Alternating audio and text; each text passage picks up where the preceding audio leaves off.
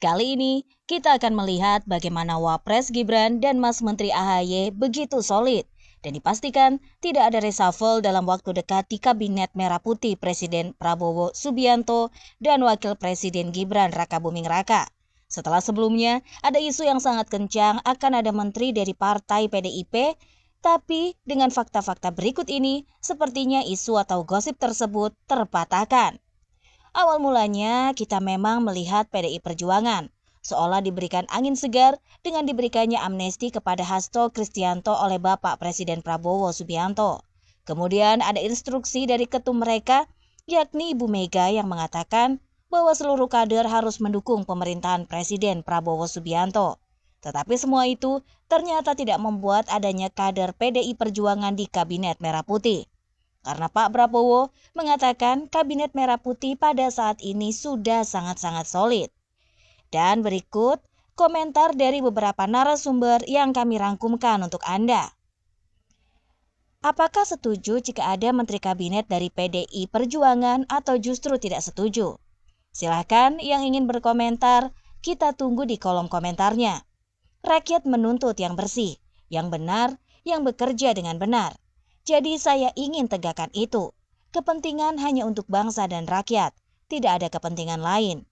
Yang tidak mau bekerja benar-benar untuk rakyat, ya akan saya singkirkan. Kami tidak akan ragu-ragu bertindak. 100 hari pertama saya sudah beri istilahnya peringatan berkali-kali. Sekarang siapa yang bandel, siapa yang dablek, tidak mau ikut dengan aliran besar ini dengan tuntutan rakyat, pemerintah yang bersih, siapa yang tidak patuh, saya tidak akan memaafkan. Saya ingatkan, semua aparat kesetiaanmu adalah kepada bangsa, negara, dan rakyat Indonesia. Kalau kau tidak setia kepada rakyat Indonesia, kalau kau menghalangi kebijakan-kebijakan untuk membantu rakyat Indonesia, saya akan tindak saudara-saudara sekalian. Lebih lanjut, Presiden pun mengatakan bahwa bagaimana akhirnya Pak Anas, Pak Hasan, dan yang pasti ada juga rapat tadi mendengar bahwa sebetulnya tidak ingin berkomentar. Yang jelas tapi benar prerogatif Presiden itu mutlak terkait dengan itu semuanya. Dan beliau hanya ingin menyampaikan kepada kita semua terus bekerja dengan fokus. Beliau mengapresiasi teamwork yang semakin solid. 10 bulan pertama pemerintahan di Kabinet Merah Putih ini. Tentu dengan segala dinamika dan juga segala tantangan yang dihadapi. Tetapi beliau menyampaikan sejauh ini kita yang ada di jalan yang benar dan progresnya real. Pertumbuhan ekonomi kuartal kedua ini juga jauh lebih baik dibandingkan sebelumnya, 5,12% dengan berbagai elemen yang perlu terus kita kawal. Tidak boleh kita berpuas diri. Kami juga di sektor infrastruktur dan pembangunan kewilayahan akan mengawal dari berbagai aspek pembangunan menuju atau mencapai agenda-agenda prioritas beliau, termasuk swasembada pangan, energi dan juga meningkatkan kualitas sumber daya manusia melalui pendidikan dan kesehatan. Artinya benar, ada peran mendengar secara jelas. Tadi ada pernyataan yang menyebut tidak akan ada reshuffle di kabinet bentuk apresiasi, mungkin pernyataan itu benar adanya. Tapi nanti akan dilanjut lagi pembahasannya. Sekarang sampai saat ini menilai bahwa menteri-menterinya bekerja dengan baik. Dan bahwa di sini ada kritik itu baik dan biasa. Dalam pemerintahan, dalam demokrasi, kritik itu biasa dan kita tidak bisa memuaskan semua orang. Tetapi saya sebagai pengguna kata, saya user, merasa menteri-menteri saya bekerja dengan baik. Kadang-kadang ada salah bicara. Dan itu adalah hal yang biasa. Tapi mereka juga bekerja keras. Niat mereka baik. Kita sudah kompak, kita punya tim yang baik. Kita nggak ada orangnya siapa, falsafahnya apa. Yang pasti kesetiaan kepada kelompok dan partai berhenti pada saat kesetiaan kepada negara dimulai. Partai-partai telah memberi kader-kader yang terbaik. Saya menuntut, saya meminta dan mereka memberi. Sebagai kepala pemerintahan, Presiden berhak mengangkat para menteri sebagai pembantu Presiden. Para menteri itu diangkat untuk membantu Presiden.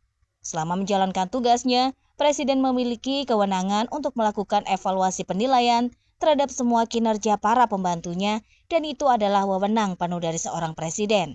Sebaliknya, presiden juga berhak menilai atas kinerja tersebut. Jika dianggap tidak puas, tentu saja Presiden memiliki kewenangan sepenuhnya untuk melakukan rotasi atau pergantian. Yang hari ini dilakukan oleh Presiden adalah melakukan rotasi, pergantian terhadap para pembantunya, dan penilaian-penilaian itu akan terus dilakukan oleh Presiden terhadap seluruh pembantunya pada masa-masa yang akan datang. Langsung berani berhadapan dengan mafia tanah. Apa cuma mayor? Terlalu muda. Tentara ingusan. Bisa menunjukkan wasiat terakhir sebelum beliau berpulang. Pak SBY pun mengatakan dari dulu doanya, "Ya Tuhan, jangan berikan anak-anakku jalan yang mudah. Jangan yang ringan, berikan tempaan hidup." Saya bangga kalau orang selalu berusaha melupakan kegagalan, kekalahannya. Saya justru ingin terus mengingatkan itu.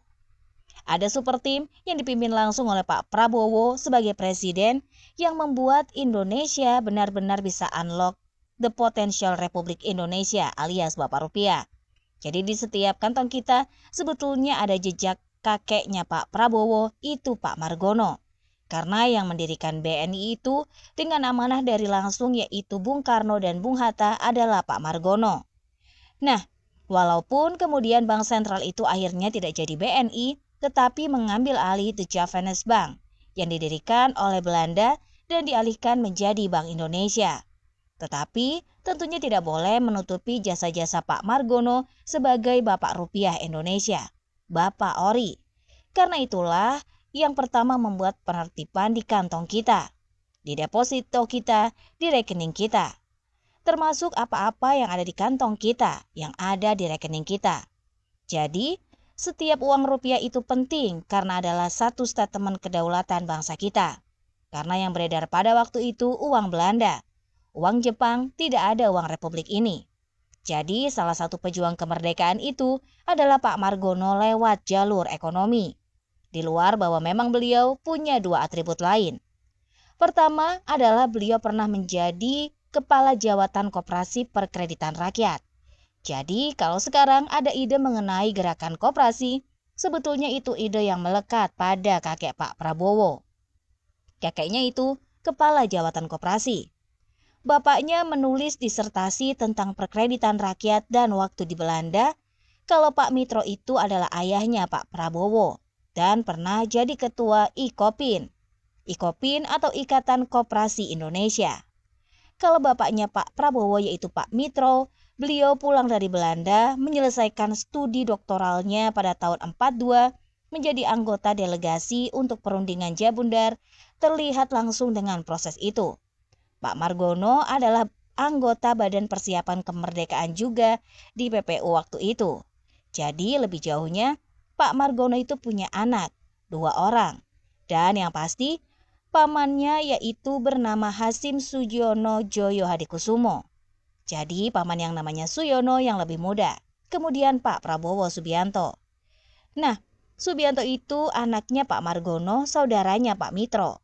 Jadi pamannya Pak Prabowo. Jadi ini keluarga memang terlibat langsung dalam perjuangan kemerdekaan Indonesia. Penghayatan kepada Republik ini yang sangat dalam proses diplomasinya ikut dalam mendirikan institusi ekonomi.